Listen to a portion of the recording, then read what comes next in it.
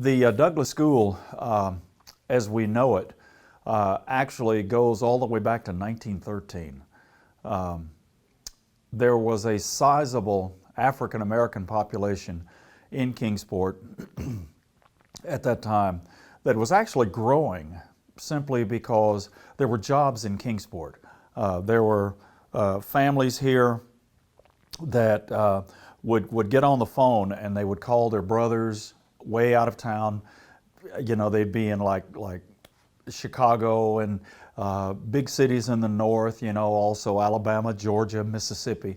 And they would say, there are jobs in Kingsport. You all need to come here. Just come here for the jobs. Just move here. And then when they'd move here, well, where are we going to stay? Well, don't worry about it. Just get here. Just come here. So there was an influx of African Americans that had to be educated. They had to have schooling. For a long time, they were just educated in churches, in like, you know, the area black churches. And so when the city of Kingsport vacated the old Kingsport High School building, which at that time was located up off of East Walnut Avenue. It's East Sevier Avenue now.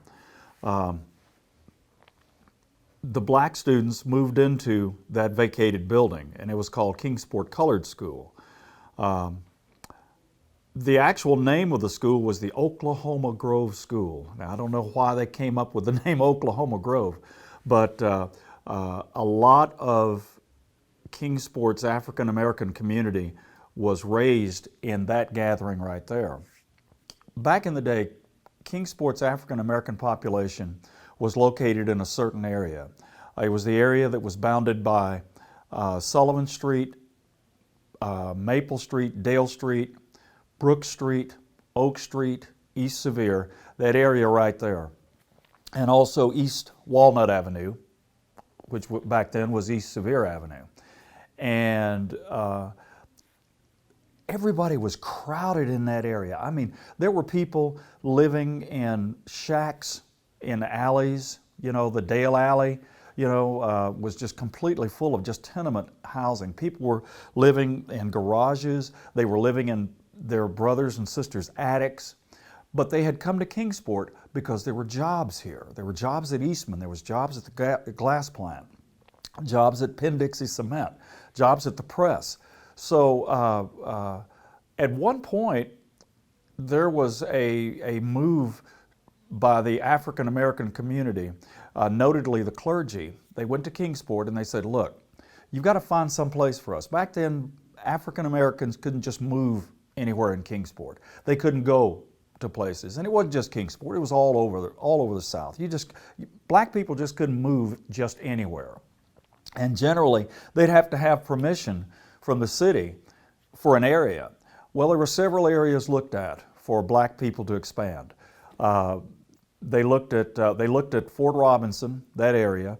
The reason they looked at that area, because at that time, you know, back in the teens and 20s, there was a sizable African American population in Rotherwood. And they were descendants of the slaves that actually worked the Rotherwood Mansion. So Rotherwood Heights had a whole lot of African Americans living there. So Kingsport looked at Fort Robinson. They looked at Cherokee Village, that area behind downtown, over around the hospital. They also looked at Borden Park. And I'll have to say that the research that I found, any suggestion about moving into Borden Park was immediately stopped by the white residents that lived there. Again, across the railroad track, the African American community was still growing. I mean, it was just growing by leaps and bounds. Well, in terms of education, they still had to have a place for schooling their kids. And so the city of Kingsport decided to build a school for blacks. Before they moved into Oklahoma Grove, because Oklahoma Grove was already there. Well, in 1926, they built a school for Kingsport's black children to be educated. They named it the Douglass High School. It was named after Frederick Douglass, the great abolitionist, the great statesman, you know, African-American orator. And as well as other schools in the area that were also named for Frederick Douglass. There's a Douglass High School in Bristol. There's a Douglass High School in Elizabethton, all named for Frederick Douglass. They built the school at the corner of East Walnut Avenue, which is now East Sevier, and East Center Street. And it was built with a combination of community funds, the city Board of Education, Department of Education contributing money as well. And they also used funds from the Rosenwald Foundation. The new Douglass School was a two-story building. It had a cafeteria, which also doubled as an auditorium when it was needed. It housed grades 1 through 12, full education. And it was, that building stayed until into the 1970s. During that time, when the school was on East Sevier, they won a state championship, state football championship. They also won a state high school basketball championship. And that was the kind of the cornerstone of that school being successful, was because its sports teams were well known. But again, they were outgrowing it. So the community went back to the city and said, look, we need a new school. With this one, we can't build on this, we can't add to it, it's landlocked, what are we going to do? So the city of Kingsport, I think they commissioned Alan Dryden, the architect, to design a new school, which is the building we're in now. It was built in 1951. This was a modern school. It was the most modern school that Kingsport had at the time. It had a full gymnasium, had a separate cafeteria, had enough classrooms to where you could have two of one particular grade. You could have two rooms. There was for first grade, there was classroom 1 and classroom 2. That went all the way up to the 12th grade. And that was considered just out of this world. They had a chemistry lab. In the auditorium, outstanding auditorium, soundproof, completely soundproof. I mean, you could hear someone whisper on stage in the back of the room. They had a projector that could show movies, just a completely modern school. And it was the envy of a lot of the other schools in Kingsport, because Kingsport put money into building the school and staffing it. It was a jewel, it was a crown jewel in Kingsport's education, not only of students, but also of African American students in all of East Tennessee and Southwest Virginia. It officially closed for desegregation on June 6th, 1966. And the reason it took it so long, all of the other schools in the Tri-Cities area, from Knoxville into Southwest Virginia on up to Roanoke, had closed in 1965. But Kingsport asked for and got a waiver to keep Douglass School open for at least another year, because the new Dobbins-Bennett High School on Legion Drive wasn't finished yet. And so Kingsport got the waiver, and they let this school. You could go to Dobbins-Bennett, you could go to John Sevier if you wanted to, if your parents wanted you to. But if you wanted to stay here, it was all right to stay here at least another year. Well, as it turns out, the Dobbins-Bennett School didn't open until 1967. Kingsport asked for another waiver, and the Department of Education wouldn't give it to them. When Douglass closed, it was like the spirit, just the air just went out of the balloon of the community. This big empty shell of a building that had served as our community center, our gathering place, and also the education of our students, was just dead. It was dead. What kept it alive somewhat was the fact that they moved this new program called Head Start for kids. They moved that into some of the classrooms that were closest to the cafeteria. Head Start continues today. It's been here the entire 50 years since Douglass closed, and again, it is one of the crown jewels of pre-education in Tri-Cities is right here. I'm not sure exactly of the date that it became the V.O. Dobbins Community Center. Kingsport was expanding its recreational facilities in town. They were doing it in areas around town. This one was a perfect place to have a community center simply because you had a gymnasium and you had an open field area. There weren't that many of those places around. The V.O. Dobbins Community Center, they named it V.O. Dobbins after the noted principal who was the principal at Douglass High School, elementary school for years, V.O. Dobbins Sr. And that was a fitting tribute because V.O. Dobbins was an icon. He was an icon. He was the kind of person who was not afraid to stand up to the city of Kingsport. He was not afraid to stand up to the Kingsport Board of Education and say, look, we need things at our school. We're tired of old books. We're tired of hand-me-down books from the other schools. Buy us new books. Buy us new school uniforms for our sports teams. You know, buy us things that we need in class to teach. And he was the kind of person that just would not take no for an answer. He was also the truant officer. I used to sit in Miss Webb's third grade class, which faced out onto Lewis Street. And we would be in class, and we would see him walking up the walkway with somebody by the arm that he'd gone out and pulled out of their home to bring them to school. He would not take no for an answer. There was no reason for you not to want an education. And he was going to make sure you got it, whether you wanted to or not. To your own detriment, you were going to be taught and you were going to learn. And everybody that knew him knew that he was just that kind of person. I might also say that he and his sister, V.O. Dobbins, I had the pleasure, I didn't realize this until calling it the pleasure, I had the pleasure of living beside V.O. Dobbins at his house over on Dunbar Street. Every summer, every spring and summer, he'd get out and plant food in his garden to grow.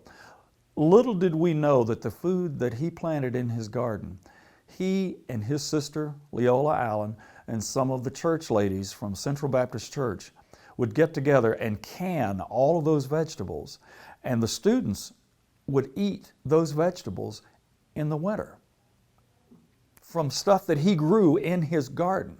That was the kind of person that V.O. Dobbins was.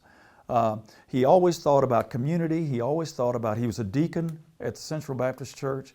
For him, it was God and service to your community. And he was bigger than life. He was bigger than life.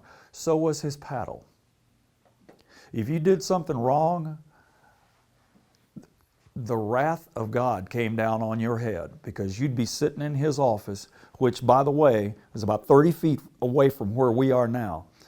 And you knew you were in for it. You'd get that stern lecture, and then you'd get that paddle. Riverview was the kind of community that raised its children with an iron fist.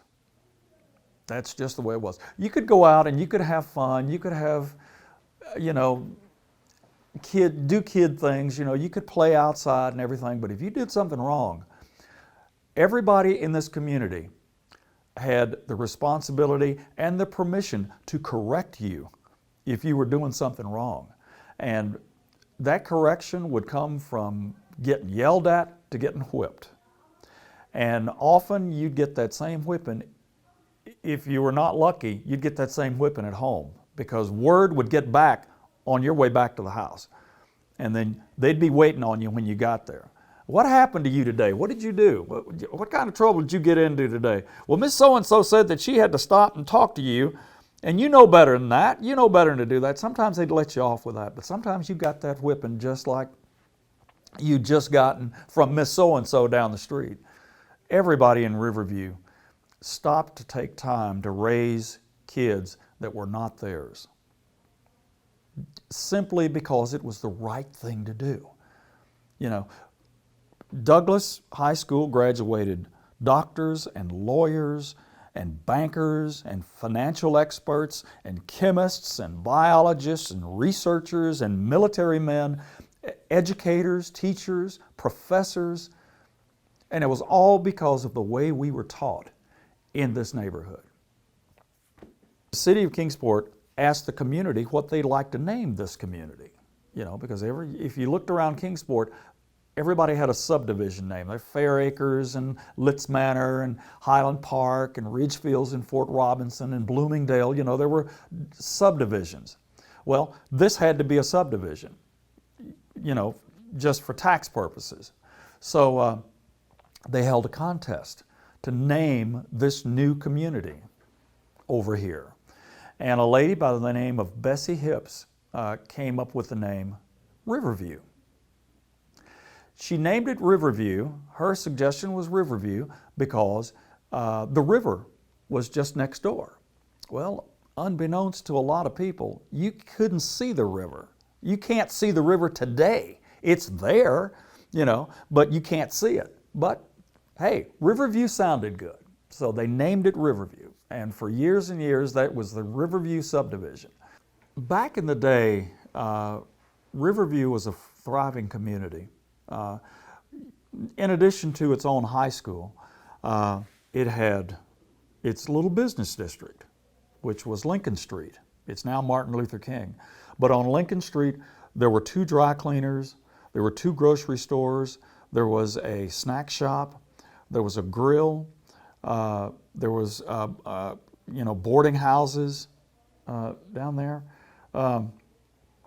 There was a mortuary. There was a performance hall type thing in the Masonic Hall where the Masons met. It was its own little city, its own little community. There wasn't a reason at all for African Americans to venture out of this little community for anything other than work. Kingsport is a wonderful city. It's a great place to raise kids. It's a great place to live. The quality of life here is wonderful. We're the garden spot of Upper East Tennessee as far as I'm concerned. But you have to use that as a catalyst to position yourself in terms of the rest of the way that society looks at you. People looking at us from the bigger cities like Atlanta and Nashville and Charlotte, you know, they're looking to either move here or invest here. And if you don't have a diversity in your base, they're going to look you over and go to the next city that does. So Kingsport needs to do a better job of that. Involve more of the citizens in the decision making, and particularly your minority citizens. The ones that live here, the ones that possibly could come here to work, you know, get them more involved in how you do things.